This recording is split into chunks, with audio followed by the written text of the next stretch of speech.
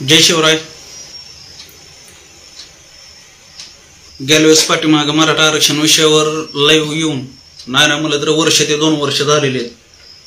आता नाईट ड्युटीला आलोय कंपनीमध्ये. रात्री बी नाईट ड्युटी केली ती. आज झोप झालेली नाही. दुपारी तोळापूरला वगैरे जाऊन आलोय. बाकीची पण कामं चालू होती. मी गेल्या वेळेस किंवा माझे जवळचे जे मित्र आहेत त्या मित्रांना माझा एक मुद्दा नेहमीचा माहिती आहे की मी 1000 वेळा त्यांना तो मुद्दा बोलून दाखवलाय. आणि ते मुद्दा म्हणजे एक गोष्ट आहे छोटीशी श्रीलंकेची, की ज्या टायमाला भारतामध्ये इंग्रज आलेले होते त्या टायमाला इंग्रज हे श्रीलंकेमध्ये सुद्धा खालच्या साईडला होते. पण भारतातल्या शेतकऱ्यांना ज्या पद्धतीने शेती करता येते तशी श्रीलंकन माणसांना तिथले सिंहली जातीचे त्यांना तशी शेती करता येत नव्हती. त्याच्यामुळे त्यांनी भारतातील काही नागरिक म्हणजे ते आपल्या केरळ पट्ट्यातले ते उचलले आणि त्यांनी श्रीलंकेमध्ये नेले ते आणि त्यांना तिथं शेती करण्यासाठी स्थायिक केलं.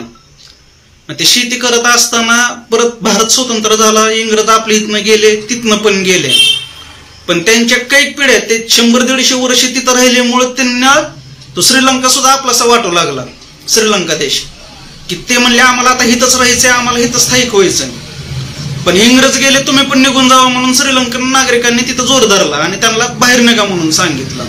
मग त्यांच्यावर तिथं अन्याय चालू झाले, अत्याचार चालू झाले, त्यांना मारहाण वगैरे सगळे चालू झाले. मग त्यांना विरोध म्हणून तिथं किंवा त्यांच्या विरोधात एक सशस्त्र क्रांतिकारी लढा तिथं उभा राहिला आणि त्या लढ्याचं नेतृत्व होतं प्रभाकरणकडे. प्रभाकरण म्हणजे कोण की ज्यानं राजीव गांधीची हत्या केली. पण ती हत्या का केली त्यानं की ज्या टायमाला LTTE ह्या प्रभाकरणची संस्था की संघटना भले त्यांना अख्खी जगदुनिया दहशतवादी म्हणू द्या काही म्हणू द्या पण त्याचा लढा हा त्याच्यासाठी, त्याच्या जातीसाठी आणि त्याच्या नागरिकांसाठी होता श्रीलंकेन सरकारविरोधात. तर त्यानं त्या टायमाला सांगितलं, राजीव गांधींना सुद्धा त्यानं विनंती केली की भारतीय सेना तुम्ही श्रीलंकेमध्ये पाठवू नका शांती सेना म्हणून. पण राजीव गांधींनी ते ऐकलं नाही आणि श्रीलंकेला साथ म्हणून आपली भारतीय शांती सेना तिथं पाठवली. आणि परत श्रीलंका म्हणजे भारतामध्ये जर त्यांचं जर सरकार आलं तर अजून परत भारतीय सेना श्रीलंकेला मदत करण म्हणून प्रभाकरणनं त्या टायमाला तिथं परत आपल्या भारतामध्ये राजीव गांधीची हत्या त्यांनी त्या टायमाला केलेली आहे. मग आता थोडस विचार करा, तो लढला त्याच्या समाजासाठी जसं लढला. आजपर्यंत मराठा समाजातील युवकाच्या किती आत्महत्या झाल्यात. पण शांततेच्या मार्गाने 58 मोर्चे निघाले, लाखोचे लोक रस्त्यावर होते, तरी सुद्धा आत्महत्या व्हायच्या त्या झाल्याच. पण त्या टायमाला त्या लाखोंच्या निघणाऱ्या मोर्चांना एकही चेहरा नव्हता, एकही नेता नव्हता. मी गेल्या वेळेस पण ज्यावेळेस बोललो त्या टायमाला जरांगे पाटलांचं नेतृत्व ह्या महाराष्ट्रामध्ये नाही का उभं राहिलेलं नव्हतं. पण आज बोलतो मी की जर चुकून जरांगे पाटील किंवा मंगेश साबळे ह्यांच्यासारखं एखादं सायकिन सनकी नेतृत्व जर मराठा समाजातील मुलांना जर भेटलं आणि सांगितलं की आपण मारायचं नाही, समोरच्याला मारायचंय, तर विचार करा मराठा आरक्षणाला जी विरोध करतात तो एक तरी जिवंत राहील का? कारण की आज फाशी तर घ्यायचीच आहे, मारायचं तर आहे. मग का मारायचं आपण स्वतः? समोरच्याला मारून का मारायचं नाही? हा विचार करणारे सुद्धा पोरं भरपूर आहेत. आणि जर भविष्यात जर असं झालं तर ना हे सरकारला पचणार असन किंवा इतर कोणाला पण. मग त्या टायमाला म्हणू नका मराठा समाजातील युवक नाही का दहशतवाद्यासारखे वागायला लागले, माओवाद्यांसारखं नाही का त्यांचा रस्ता निवडलाय.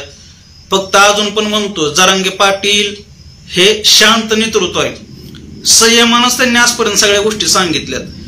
जर त्यांचा जर एक आदेश जर वेगळ्या पद्धतीनं जर आला तर लाखोच्या लाखो नाही का पोरं रस्त्यावर उतरतील. पण कशा पद्धतीने उतरतील? जीवाची पर्वा नसन, आत्महत्या न करता समोरच्याला मारण्याच्या इराद्यानंच उतरतील.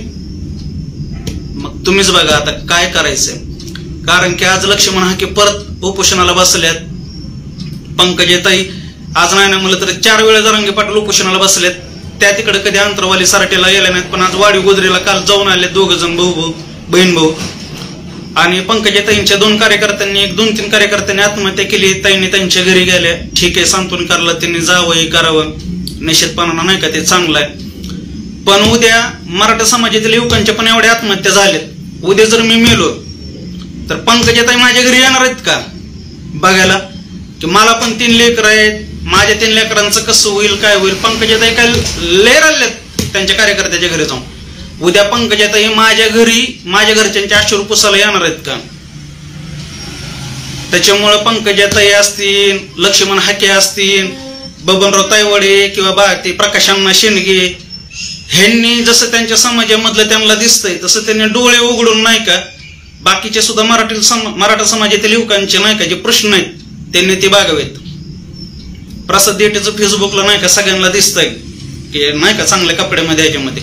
पण नेट बघितलं तर ही माझी कंपनी, माझं विश्व, नाईटला इथं काम करतोय, दिवसा कुठं बी अजून काम करावं लागतंय, तेव्हा कुठं लेकरांचं नाही का थोडंफार ह्याच्यात होतंय. 24 तास काम करून सुद्धा लेकरांचं भागत नाही. आणि माझीच व्यथा नाही, सगळ्यांची व्यथा आहे. कित्येक जण अशी पोर आहेत माझ्या मित्र कंपनीमध्ये, काय फक्त मराठा समाजातीलच नाहीत, सगळ्या 18 पकड जातीचे मित्र आहेत. आणि प्रत्येकाला माहिती की नाही का की त्यांच्या आसपासच्या मित्रांचं काय अवस्था आहे. ते खाली ओबीसी बांधव असेल, मराठा बांधव असेल, एकमेकाविषयी मनामध्ये काहीच कटुता नाही. बीडचा प्रश्न जर तिथं असेल तर ते राजकीय ह्याच्यामुळे उद्भवले. पण बीड सोडून अजून जर कुठे गेलं तर गावगाड्यामध्ये मराठा समाज आणि इतर बाकीचा समाज हा खांद्याला खांदा लावून दिसन तुम्हाला. त्याच्यामुळे विरोध करणाऱ्यांनी सुद्धा नाही का थोडासा अभ्यास समाजामध्ये त्यांनी फक्त इतर वाड्या वस्त्यांमध्ये न फिरता बाकीच्या ठिकाणी सुद्धा फिरावं. खरंच मराठा समाजातील युवकांच्या नाही का अडी अडचणी समजून घ्यायचा प्रयत्न करावा. आणि जे काय आत्ता लाईव्ह बघायला आलेत त्यांनी अजून एकदा विनंती की मागापासून जे मी सुरुवातीपासून जे बोललोय ते थोडंसं बघावं. सुमित भैया खास करून तुम्हाला विनंती आहे, बघा एकदा लाईव्ह पूर्ण. जय शिवराय.